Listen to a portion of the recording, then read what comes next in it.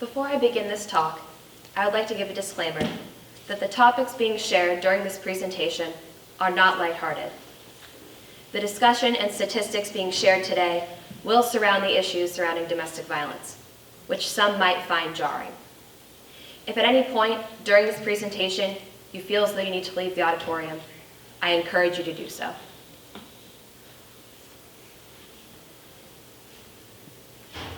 Every minute, 20 people are physically abused by an intimate partner in the United States. To put this into perspective, the number of female victims of intimate partner violence in the state of New Hampshire is greater than the population of Concord and Manchester combined. Hi, my name is Sage Constantakos, and this semester I researched the resources for survivors of domestic violence in the state of New Hampshire.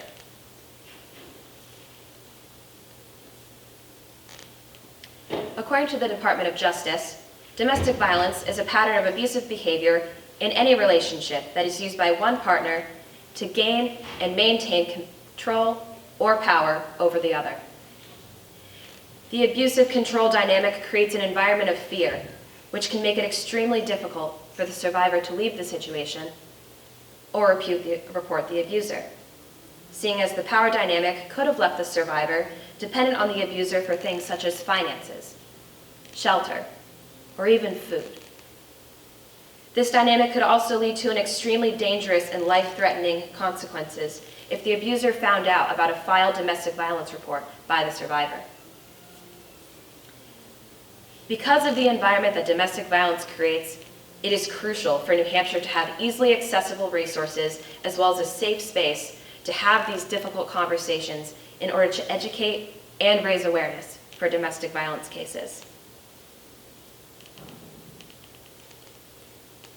In New Hampshire, 1 in 4 women are victims of domestic violence, compared to 1 in 10 men, statistically making this issue of domestic violence a more women-affected problem.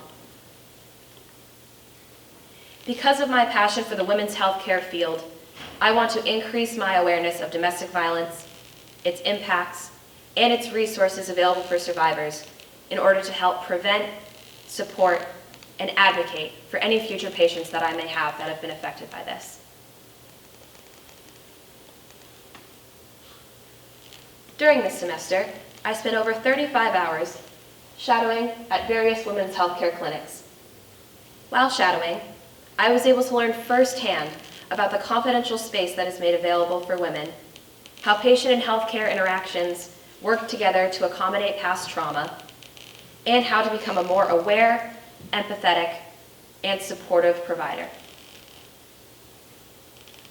Along with this, I ran a toiletries drive through the month of May for Bridget's House of Hope in Concord.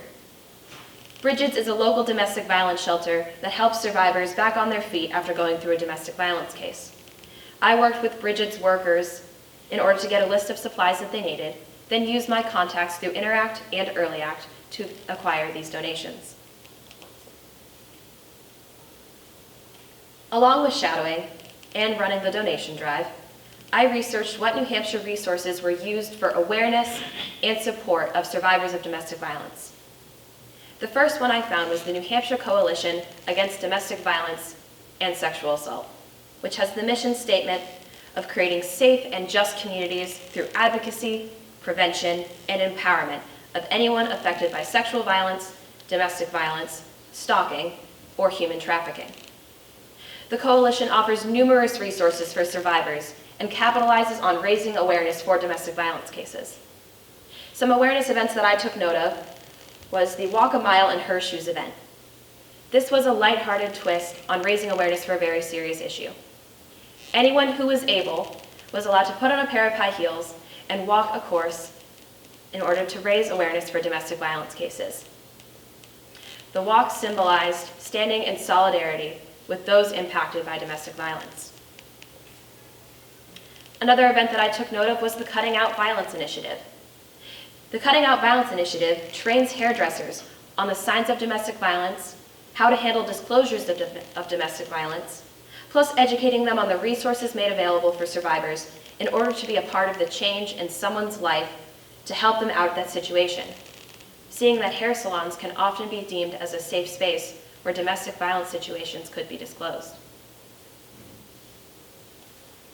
I also got to learn more about how New Hampshire law enforcement handles domestic violence cases.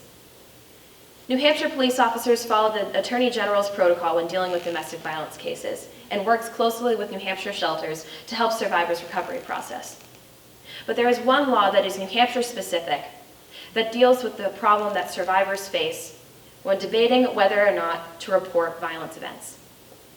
This law states that if an incident of violence is reported under 12 hours of the accident happening, no warrant is required for an arrest. And any charges that have been made are now under the responsibility of the state and not the survivor. Any further action against the assaulter is a state charge, and the victim takes no responsibility and has no jurisdiction over the event, taking this off of the victim's conscience after having already gone through so much.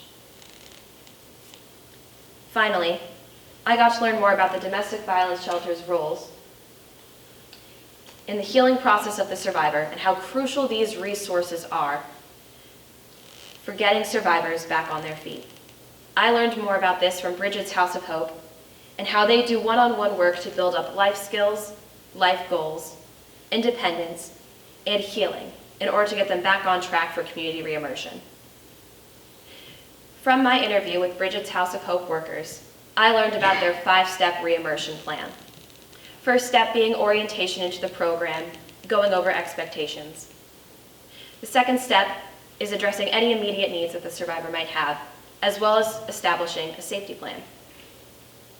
Third step was getting any community partner resources that the survivor might need, such as religious services, food stamps, or counseling.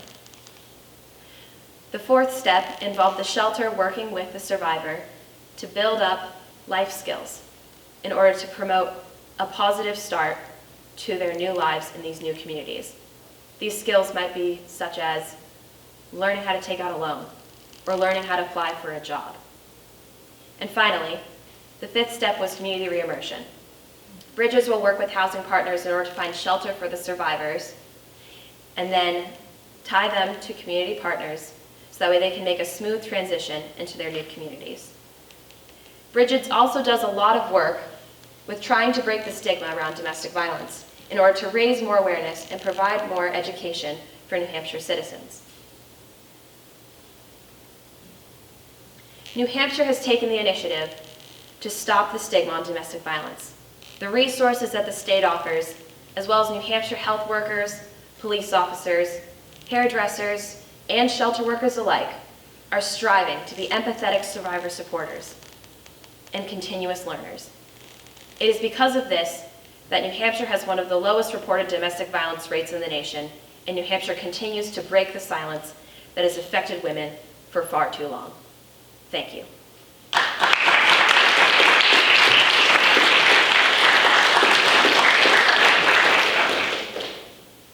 Questions?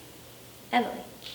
Did you find that when you were shadowing at the women's health organizations that they had any specific strategies and things that they did to help victims? A lot of it was, a lot of the things that I noticed when I was shadowing is it was almost like a therapy session, which I thought was really cool. So obviously, a healthcare office is a very trusted space. And so if there was a situation where there was a history of abuse, they'd talk about it. They would work together to figure out how they could accommodate that with the healthcare plan that they need. And that would depend on the person, on what services they needed for healthcare and what trauma they've been through. First of all, great job. Thank you. Second thing, have you considered putting together all these resources in kind of like an info sheet that maybe you can share with school counseling and all of that, so people have all those resources right in one place? What's really cool is the New Hampshire Coalition has, their website has a lot of the resources that I talk about listed on their website, and the Attorney General protocol that I listed is openly available to anybody who Googles it. So you said New Hampshire now has one of the lowest rates in the rest of the country. What have we done differently from other states that we've been able to implement all these things that The 12-hour law is a huge one. That really helps really take the weight of reporting somebody off of the victim's conscience. New Hampshire also does a lot of very potent advocacy work, and I think because we keep the conversation so normalized, and because we've been doing a lot of work with keeping a safe space open to talk about these sorts of things, that's why our rates are lower.